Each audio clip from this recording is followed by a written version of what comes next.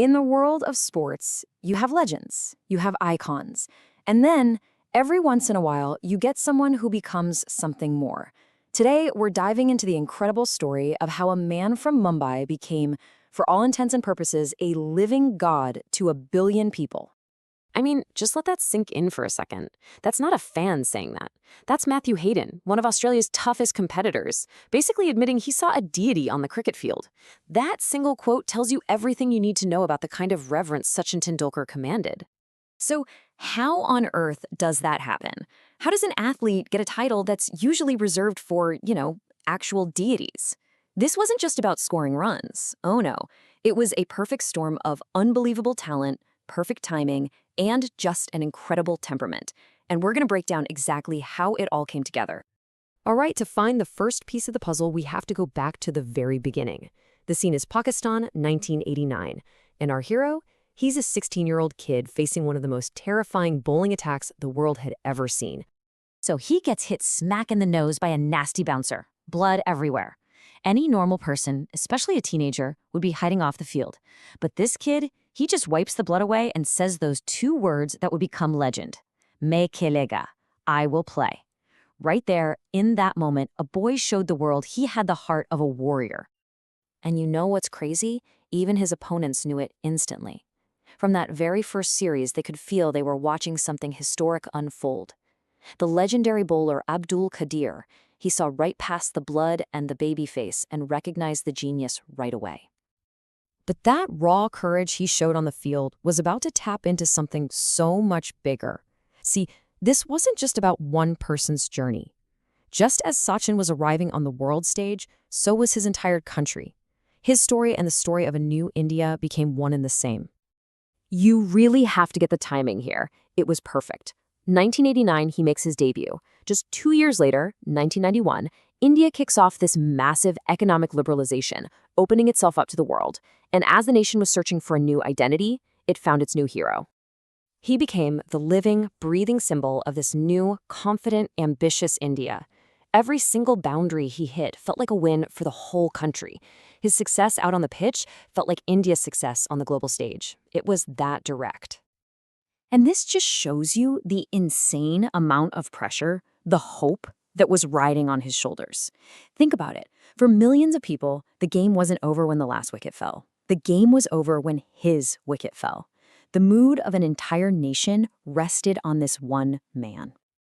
Okay, so let's get to the cold, hard proof, because behind all the myth and all the symbolism are statistics that are they're so staggering, they don't even seem real. This is the part of the story where our hero starts doing superhuman things. 100. Just think about that number. 100 international centuries. For so long, this was like cricket's 4-minute mile, a barrier people thought was impossible to break. Sachin didn't just break it. He completely shattered it. And to really wrap your head around that feat, just look at the sheer volume of his career. We're talking 24 years, 664 matches, maintaining a level of consistency that is almost unbelievable. More matches, more runs, more centuries than anyone else. Period. And the praise? Well, it just doesn't get any higher than this. This is Sir Don Bradman, the undisputed GOAT, the guy whose stats are on a totally different planet, and he saw himself in Tendulkar. That's the ultimate stamp of approval. But he didn't just score runs. He absolutely dominated the best bowlers on a psychological level.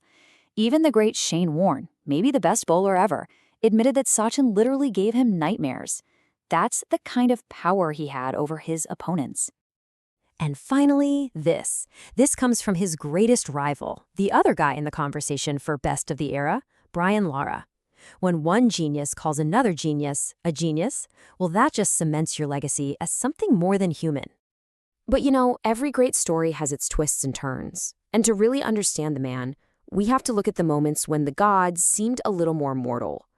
Carrying that burden of genius was incredibly heavy, and it wasn't always a story of success.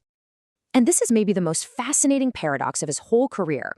As a player, as an individual, absolutely untouchable. But as a captain, he really struggled. His quiet, personal brilliance didn't always translate into leading the whole team. Yeah, the numbers here really tell the story, don't they? A win rate of just 16% in test matches as captain. And in a way, it's almost tragic. It just proves that even he couldn't lift the entire team all by himself. It shows you what an incredible weight he was carrying. But here's how he dealt with it, in his own words. He didn't let those failures break him. He figured out how to turn that unimaginable pressure, the expectations of a billion people, into fuel for his fire. I mean, that's just a masterclass in mental toughness. So, let's bring it all home. Let's get back to that big question we asked at the start and lay out the final verdict. How is a god of cricket actually made? Well, it seems to be a four-part recipe. First, you need talent that only comes around once in a generation. Then, you mix that with the hopes and dreams of a nation on the rise. You add in 2 decades of superhuman consistency, and finally, you wrap it all up in unwavering humility, which was the final ingredient that made him not just a hero, but something more. Because in the end, that title, God of Cricket, was never really just about sports. It was cultural. It was a title given to him because for 24 years, he put the dreams of a nation on his back. And time again, he made them come true. And that leaves us with one last big question to chew on. When you think about that unique mix of talent, timing, and national hope that created Sachin Tendulkar, is it even possible for anyone to reach that status ever again? Well, that's a question for the ages.